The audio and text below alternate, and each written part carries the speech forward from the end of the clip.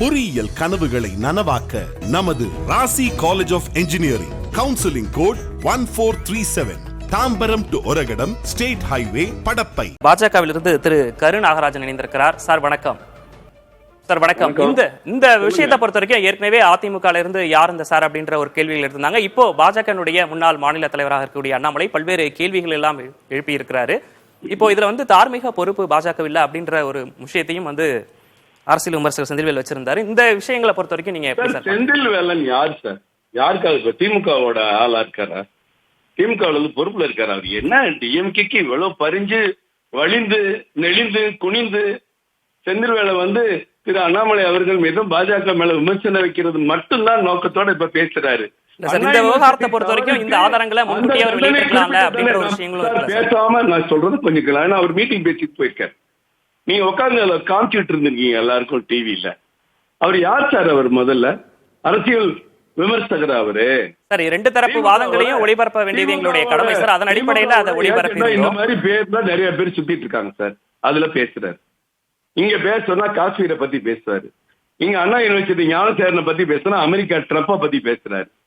இவர் யார் சார் இதெல்லாம் பேசுறது கேட்கறதுக்கு? சரி, ரெண்டு தரப்பு என்னமோ ரொம்ப தீவிரமா வேகமா கேஸ நடத்தி தண்டனை பெற்று கொடுத்துட்டாங்க, ஒரு சாதனை பேசுறிய. இந்த வழக்க கைது பண்ணி விசாரிச்சு 2 நாள் அவனை வீட்டுக்கு அனுப்பிட்டிய. இன்னைக்கு 11 குற்றத்திற்கும் 11 விஷயங்கள் நடந்ததுக்கும் அவர் தான் காரணம் அப்படிங்கிறது உறுதியா இருக்குல்ல. இப்ப நீதிபதிகள் விசாரிச்சு 64 சாட்சிகள்கிட்ட பேசி 3 IPS பெண் அதிகாரிகள் புலனாய்வு செய்து அவர் மீது தொடுக்கப்பட்ட வைக்கப்பட்ட 11 குற்றச்சாட்டுகளும் நிரூபிக்கப்பட்டதுன்னு நீதிபதி அம்மா சொல்லி தண்டனை கொடுத்திருக்காங்க. ஆனா அதே ஞானசேகரனை கூப்பிட்டு விசாரிச்சுட்டு 2 நாள் ஜாலியா வீட்டுக்கு அனுப்பிச்சிங்கல்ல, யார சொல்லி அனுப்பிச்சிங்க? அதை இன்னைக்கு கேக்குறாங்க.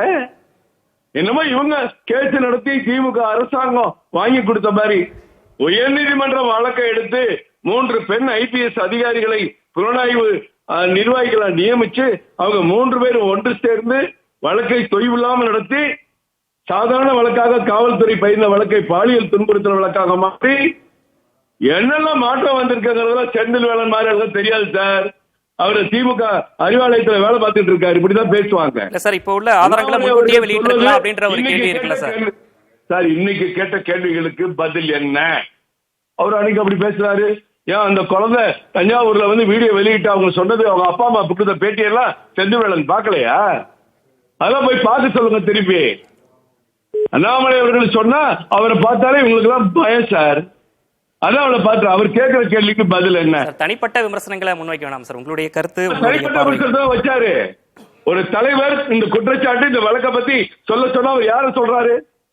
அண்ணாமலை அண்ணாமலை அண்ணாமலை அவர் சொல்றாரு. அது என்ன நியாயம்?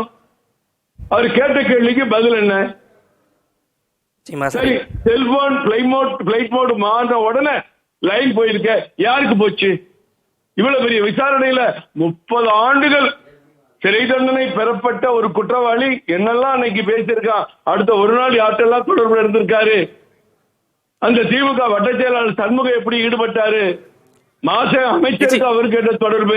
நிச்சயமா சார். இணைப்பில் நீங்க கருத்துக்களை பகிர்ந்து கொண்டமைக்கு நன்றி சார். பொறியியல் கனவுகளை நனவாக்க நமது Rasi college of engineering counselling code 1437 Tambaram to Oragadam state highway Padappai.